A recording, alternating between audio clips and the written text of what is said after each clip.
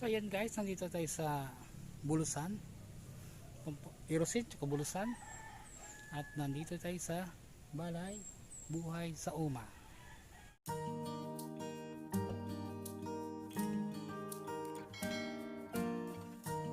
Ayan guys, magkape muna tayo.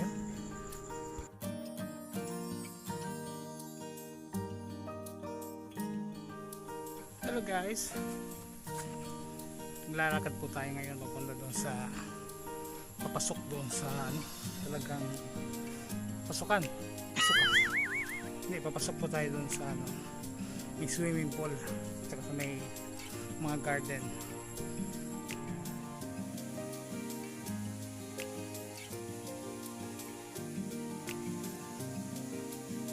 Ayan guys, dito tayo sa Batis na Uma.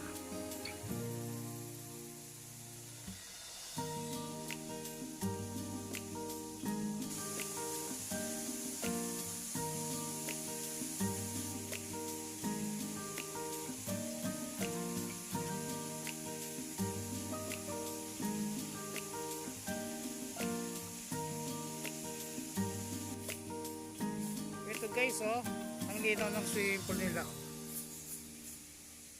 Sa mga gusto magpunta dito, ito makikita nyo dito. Ayan, lakad tayo.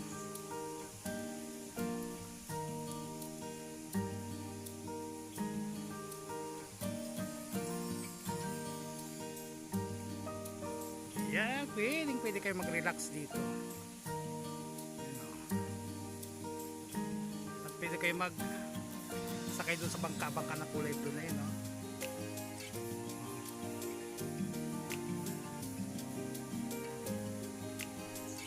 At ito naman yung mga cottage sila.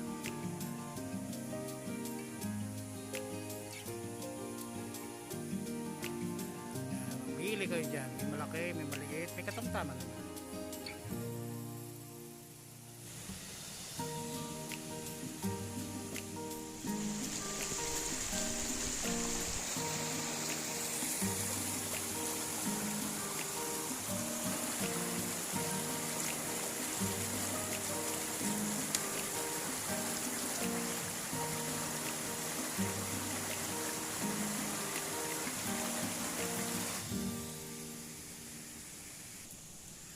So ayan guys, nandito ako, kasama ko si Kuya, yung naglilinis dito. Araw-araw siya naglilinis. Mga ilang taon ka na dito, Kuya?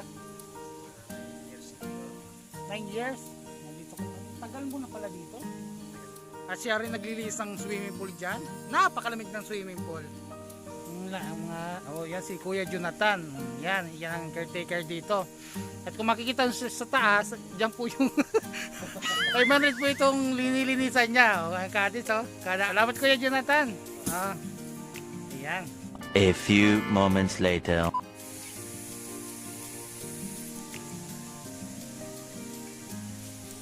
Yan, lakad po tayo kaibigan. Di po punta tayo sa fish pond ng Bayuma. Yan, lalaki ng isda, Kita nyo ba?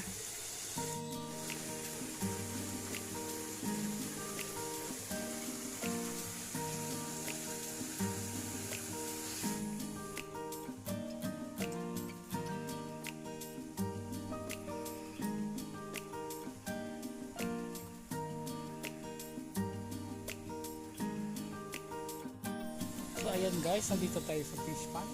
Dito may mga tilapia, ang lalaki ng tilapia. Papakita ko sa inyo kung gaano kalaki yung tilapia.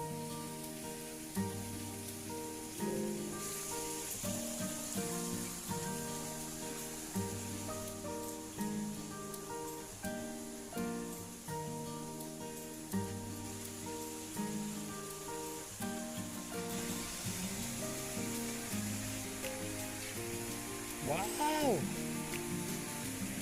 Ayan. Di ba? Yan ang mga fish cracker.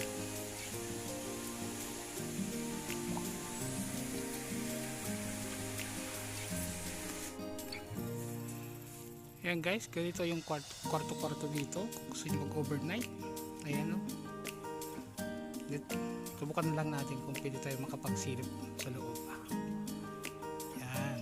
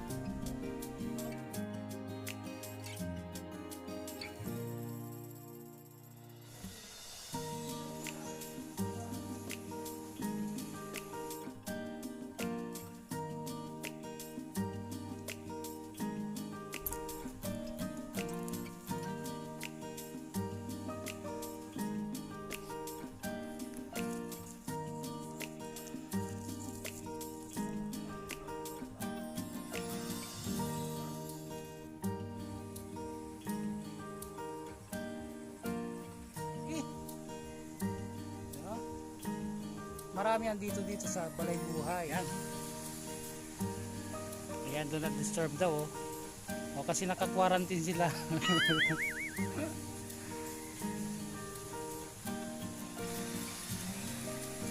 Balay Buhay.